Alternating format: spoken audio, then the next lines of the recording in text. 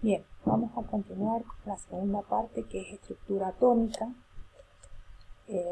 Habíamos visto que las sustancias y la solución podían tener un solo componente y una sola fase y ser un sistema homogéneo, o tener más de una fase, más de un componente y ser un sistema heterogéneo. Los sistemas homogéneos, si estaban con más de un componente, era más de un compuesto, era una solución, y si tenía igual a un solo compuesto, era una sustancia pura, que podía ser simple o compuesta, en el caso de metales o el agua, por ejemplo. Y todas las sustancias puras estaban compuestas por átomos. Los átomos son la estructura más pequeña que existe en cualquier compuesto, y esos átomos iban a ser identificados como elemento, y ese elemento va a estar escrito con un símbolo, la primera letra mayúscula, la segunda letra minúscula, que está, vamos a ver enseguida, contenida en una tabla periódica. La suma o la combinación de todos esos elementos configuran una fórmula química. Esas fórmulas químicas dan origen a iones o moléculas estructurales, que son todas las tridimensionales o fundamentales para la química, ya sea química general, química analítica, orgánica o biológica. Es la que fundamenta absolutamente todas las químicas. Vamos a centrarnos entonces en el estudio del átomo. La historia del átomo es bastante conocida, y si no, hay bastante bibliografía para poder incursionar al que le interese. Lo importante es que el átomo está formado por un núcleo central, que está compuesto por protones y neutrones, y en torno a este giran en orbitales los electrones. Hay distintas partículas subatómicas que se han descubierto con el tiempo, como los quarks, positrones, neutrinos, etcétera, etcétera, pero nosotros en química básicamente nos vamos a centrar en una química muy elemental, en el átomo tradicional. Las partículas subatómicas están con una carga y una masa. Tenemos los elementos que habíamos dicho, el protón y el neutrón, que configuran el núcleo, y el electrón que gira en torno a esta.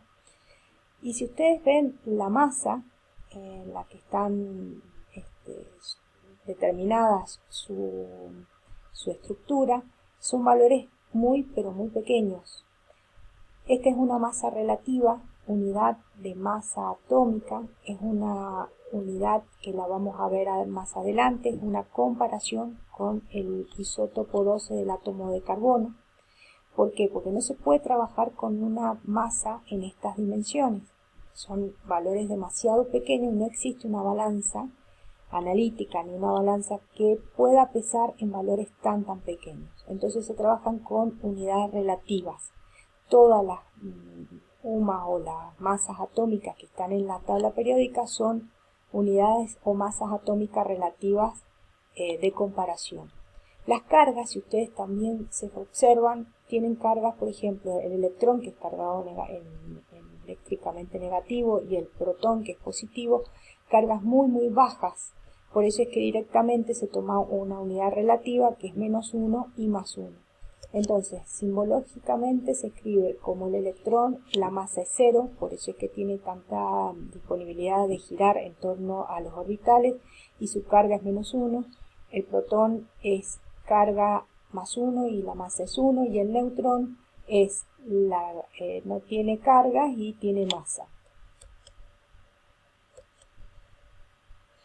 Todos los átomos se pueden identificar, y eso es el número atómico específico para cada elemento, es su DNI. Y ese número atómico corresponde a la cantidad de protones que tiene ese átomo en el elemento. El número másico es el número de protones y neutrones que están presentes dentro del núcleo, es decir, la parte más pesada de ese átomo. Entonces, el número másico es el número de atómico, es igual al número de protones igual al número de electrones. El número másico es el número de neutrones más el número de protones, por ende el número de neutrones será el número másico menos el número atómico. La notación que ustedes van a ver en cualquier tabla periódica es la siguiente: el número másico y el número atómico, distribuido en la parte superior el número másico y el número atómico en la parte inferior. cada elemento, si ustedes observan en la tabla periódica, se representa de la misma forma. Ahora, no todos los átomos tienen la misma masa, por más que sean del mismo elemento. A esto se los llaman isótopos. La característica es que tienen el mismo número atómico, pero difieren en número másico. Eso significa que tienen la diferencia es en el número de neutrones. El número de electrones y protones es el mismo, en el que van a variar es en el número de neutrones que corresponden al número másico. Estos se llaman isótopos y lo que vamos a ver, los más tradicionales, es el isótopo del átomo de carbono. El átomo 12 es el UMA o relativo, unidad de masa atómica relativa. Fíjense que también tiene un isótopo de 13, isótopo 13 y el isótopo 16. Van a poder con esta información trabajar la ejercitación que hay en el cuadernillo, así que con esta breve explicación más lo que está en el texto no van a tener problema de resolver la ejercitación. Cualquier consulta, la bibliografía extra que también se va a colocar. A continuación entonces la tabla periódica, que está formada, como dijimos, por todos los elementos que han sido descubiertos hasta ahora y siempre siguen descubriendo nuevos elementos.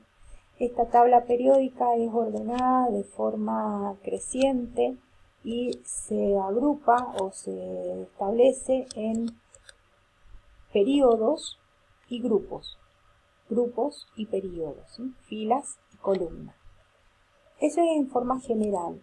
En forma particular y por características particulares de cada agrupación vamos a tener aquellos que pertenecen a todos los grupos metálicos con características similares, los no metálicos y una parte de transición que están los metaloides que están en una diagonal, en una semifrontera entre los metales y los no metales. Otra forma de agruparlo es por las características generales de cada uno, como alcalino y alcalino terro, el grupo 1 y el grupo 2, halógenos que están en el 17, los gases nobles que están en el 18, lactánidos y actínidos que están en los grupos de transición. A su vez, por la configuración electrónica también se pueden agrupar y se han organizado de esta forma como representativos de transición y transición interna. Por eso es que la tabla periódica generalmente viene plegada, entonces ustedes cuando están en la primera observación son todos los representativos. Si abren la tabla periódica, el interior son todos los elementos de transición, más en la parte interna están los de transición interna, bien dicho. Nuevamente se muestra la tabla periódica que se va a encontrar, que la pueden adquirir o la tienen también en la ejercitación o directamente de Google, pueden bajarla, no hay ningún problema. Lo importante es que tenga el número atómico, el número másico, como para poder ir trabajando con la tabla periódica. Siguen con los ejercicios también de tabla periódica que se encuentran en disponibilidad también en el mail.